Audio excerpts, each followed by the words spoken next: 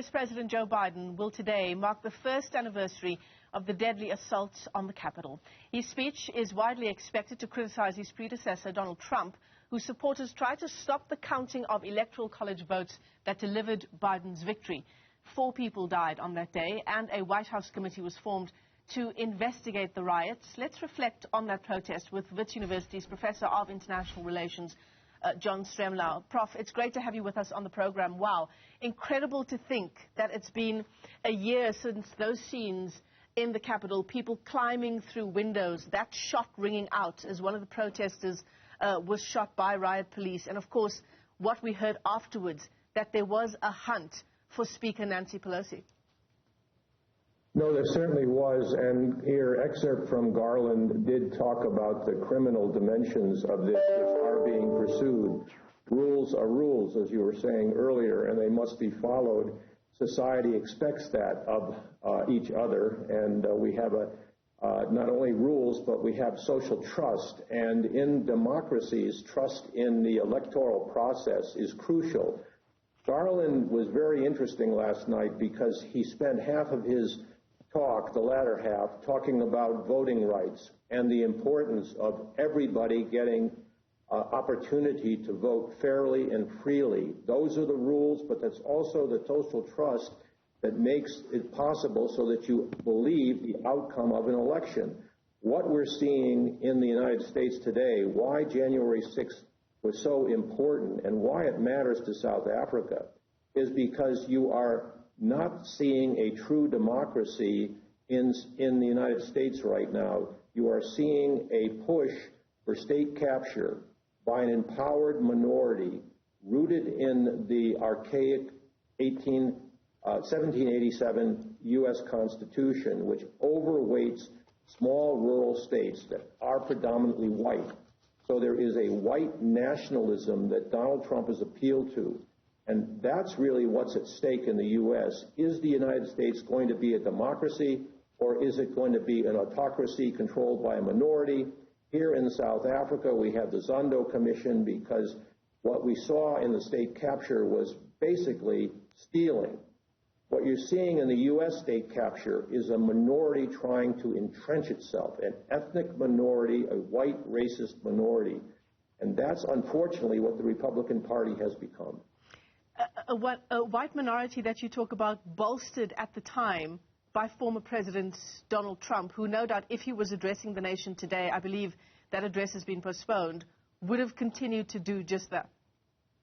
Well, exactly. And what you see in Donald Trump was someone who rose on the birther issue against Barack Obama in 2016, who has not won a popular election in the United States, but did beat Hillary Clinton in the Electoral College, and she conceded because those are the rules. But unfortunately, the rules have to be reformed. That's what democracy is all about. And I don't see that happening very easily. The rules that allowed for the Republicans to lose every election since 1988, except for 2004 in the aftermath of the 9/11 crisis when George Bush won, the Republicans have nevertheless won elections without a national mandate. And Joe Biden won by 7 million votes nationally. But in the Electoral College, he only won by 45,000 votes, and that's where Trump is making his case for the steal, because on some swing states with first past the post, he was narrowly winning, and that's what gave him the Electoral College majority. America is not a democracy. South Africa needs to study that, make sure that we don't make the same mistake here. I think our Constitution protects us against that here. But that's what the game is. It's state capture. Yeah. I mean, if we think about, Prof. Stremlau, the legacy of former President Donald Trump on a number of issues, but perhaps let's hone in on the killing of black Americans, most of them men, by U.S. police. And it takes me back to 2016 and the shooting of that 12-year-old boy, Tamir Rice, in a park, a recreational park, and what Donald Trump said in his response. I think it was at at one or other convention that happened in the wake of that shooting, and he said, you know, I applaud the police of Cleveland. We can't have a society without law and order. This is his response to the shooting of a 12-year-old boy. What are some of the scars left behind by the former president that continue today? Well, it's more than that, because it's the sediments of slavery, and it runs very deep in the brain and the bloodstream of America, and that's why you don't see the whites, who were predominantly the insurgents that came at the Capitol on January 6th. You don't see them being accused of sedition. You only see in the post-Reconstruction America blacks being held accountable for sedition.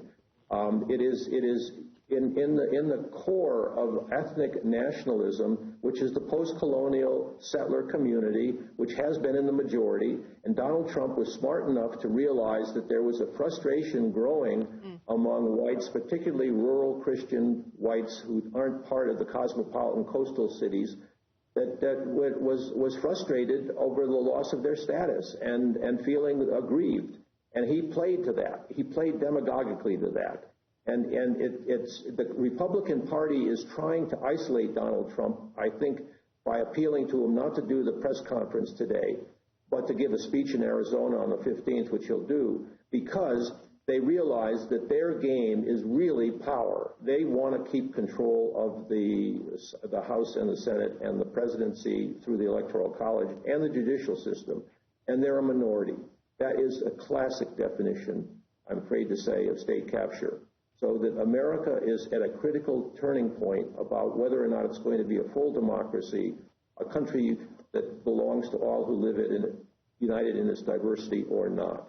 And that's what the game is. It's a big stakes game.